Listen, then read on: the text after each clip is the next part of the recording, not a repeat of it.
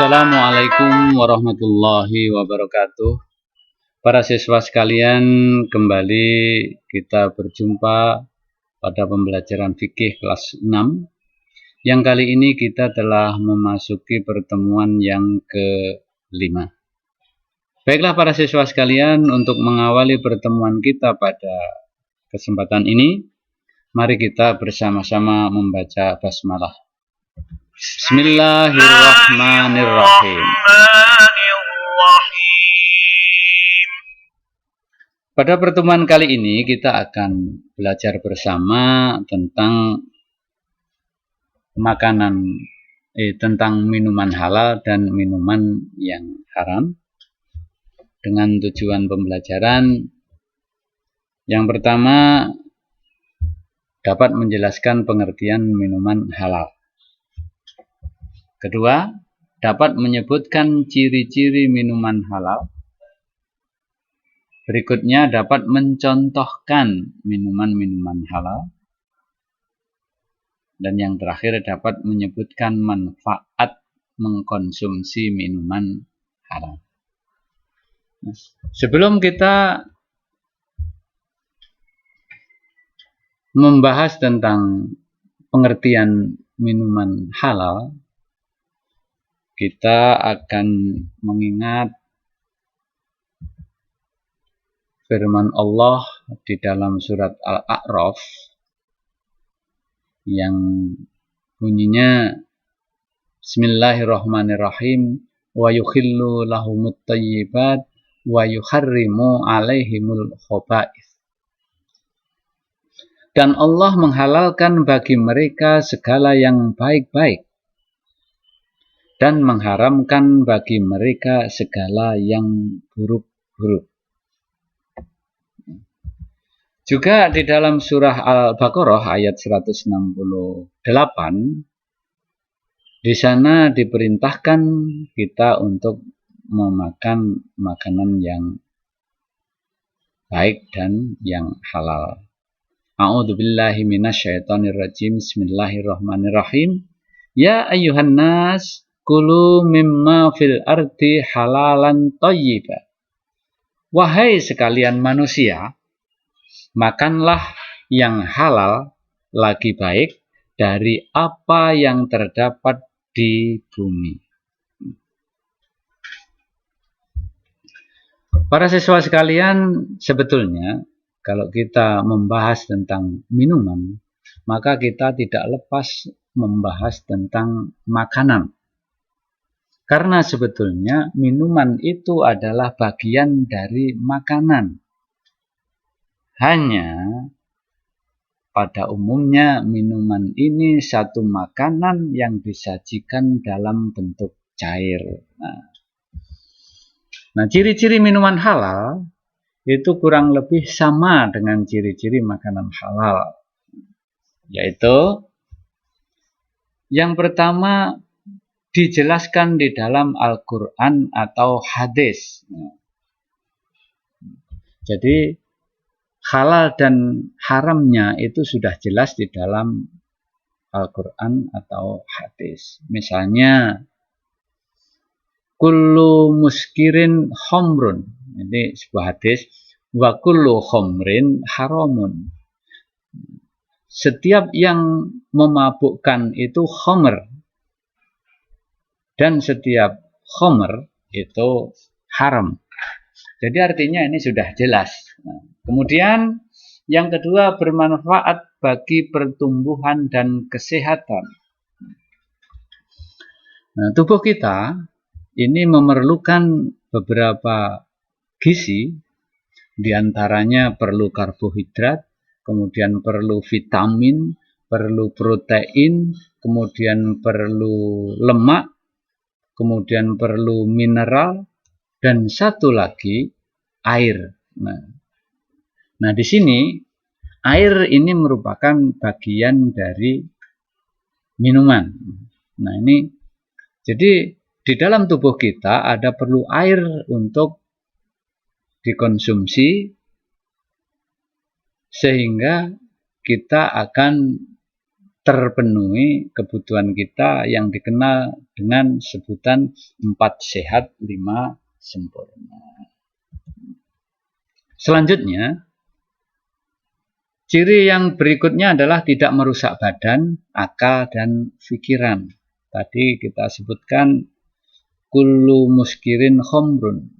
Setiap yang memabukkan itu khomer. Jadi apabila itu merusak badan, merusak akal, merusak pikiran, maka itu tidak termasuk ciri minuman yang halal. Yang keempat, tidak kotor, tidak najis, dan menjijikkan. Jadi minuman halal itu sebetulnya minuman yang dibuat dari bahan-bahan yang halal, yang diperbolehkan untuk dikonsumsi walaupun bahan dasarnya adalah air. Karena minuman itu ada kalanya yang harus dibuat dari bahan-bahan yang tidak cair, kemudian dicampur. Ada kalanya yang memang benda-benda sudah benda cair. Dan ada pula yang memang sudah benda-benda cair yang berasal dari tumbuhan. Ada pula yang benda-benda cair yang berasal dari hewan. Baik. Selanjutnya kita lihat contoh-contoh berikut. Contoh-contoh minuman halal. Yang pertama, minuman yang dari campuran bahan tumbuh-tumbuhan. Misalnya ada kopi. Nah, kopi itu sebetulnya campuran dari minimal dari 3 bahan. Yang pertama air, yang kedua kopi itu sendiri dan ditambah kadang-kadang gula, atau tambah lagi mungkin ada yang namanya creamer dan sebagainya. Kemudian teh. Teh itu sebetulnya awalnya bukan cair karena teh itu berbentuk daun, karena itu daun teh. Nah, kemudian daun teh, kemudian kita seduh atau kita rendam dulu dengan air panas, baru jadilah teh yang kita minum. Nah, teh ini pun campurannya ada kalanya yang teh pahit, teh manis, kemudian disajikan teh panas, teh hangat, teh dingin, bahkan ada yang teh es atau es teh.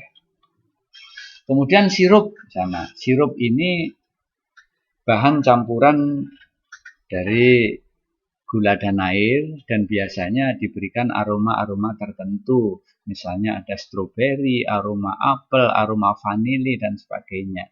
Yang berikutnya dawet. Nah, dawet itu biasanya kita jumpai di yang dijual orang, itu termasuk minuman tradisional, itu terdiri dari minuman cair, kemudian ada campurannya dengan adonan yang berasal dari tepung, baik itu tepung terigu yang dari gandum, kemudian tepung tapioka misalnya itu dari singkong, atau maizena dari jagung, dan yang terakhir jus. Nah, jus itu biasanya buah-buahan langsung dihancur, digiling atau di blender, itu kemudian dicampur dengan air. Selanjutnya, minuman yang langsung dari tumbuh-tumbuhan. Jadi selain minuman yang dibuat campuran air dengan tumbuh-tumbuhan tadi, ada pula yang memang minuman itu sudah berupa benda cair. Misalnya air kelapa. Jadi air kelapa itu di dalam kelapa ada airnya, kemudian air itu bisa langsung kita minum. Bahkan sekarang itu biasanya digunakan untuk campuran es. Ada yang namanya es kopior, es kelapa, dan sebagainya. Kemudian nira. Nira ini diambil dari bunganya kelapa atau bunganya aren atau enau. Dipotong sedikit, kemudian dikasih tabung, dan airnya itu nanti akan menetes sedikit demi sedikit. Kalau sudah 1 malam biasanya sudah banyak, kemudian diambil. Nah, nira ini merupakan bahan yang digunakan untuk pembuatan gula merah. Ada gula merah, gula kelapa, ada gula aren dan sebagainya. Kemudian air tebu. Air tebu itu sebagai bahan gula pasir. Kalau di daerah Jawa sana pabriknya banyak, itu bahannya dari batang tebu, kemudian dimasukkan ke mesin, akhirnya digiling, diperas, jadilah air tebu. Nah, air tebu itu kan kemudian diolah lagi menjadi bentuk kristal. Nah, akhirnya jadilah produk gula pasir. Dan tentunya masih banyak lagi minuman-minuman yang berasal langsung dari tumbuhan. Berikutnya, minuman yang berasal dari binatang. Misalnya ada susu, ada madu. Ini langsung bisa dikonsumsi, artinya tanpa harus dicampur dulu. Misalnya madu, itu kan dari lebah, kemudian susu itu bisa dari susu sapi, susu kerbau, susu kambing, dan sebagainya. Selain itu, minuman-minuman tadi ada yang tidak hanya sekedar diminum, tapi lebih dari itu bisa digunakan untuk obat. Misalnya, air kelapa itu bisa digunakan untuk menetralisir racun-racun yang masuk pada tubuh kita. Misalnya kita terkena racun apa, kemudian kita misalnya terkena minum apa, untuk menetralisir maka kita dianjurkan untuk minum air kelapa. Misalnya seperti itu. Dan juga madu. Madu ini juga bisa digunakan untuk obat. Nah, madu ini juga dijelaskan di dalam Al-Quran, surah An-Nahl, ayat 69. Ini a'udzubillahi minasyaitonirrajim, bismillahirrahmanirrahim. Potongannya begini, yakhruju min butuniha syarabun mukhtalifun alwanuhu. Dari perut lebah itu keluar minuman yang bermacam-macam warnanya, yaitu madu. Fihi syifa'un linnas, yang mengandung obat yang menyembuhkan bagi manusia. Jadi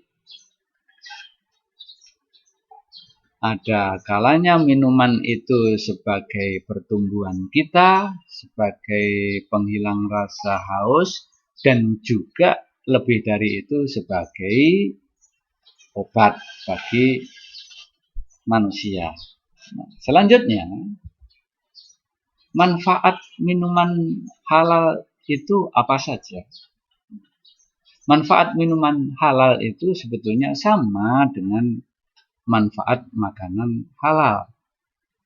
Jadi karena minuman itu bagian dari makanan. Yang pertama, terhindar dari murka Allah. Karena kita mentaatinya. Jadi memakan makanan yang baik dan menghindari makanan yang haram, berarti kita taat kepada Allah, maka kita terhindar dari murka Allah. Yang kedua, tubuh kita akan selalu sehat. Tubuh akan selalu sehat karena kita selalu mengkonsumsi benda-benda yang diperbolehkan oleh Allah. Lanjut. Yang ketiga, akan menghasilkan hati dan pikiran yang bersih. Artinya kita merasa tenang. Karena makanan yang diperbolehkan, bukan makanan yang dilarang, maka kita tenang, tidak ada beban. Kemudian akan diberikan rezeki yang halal dan berlipat ganda.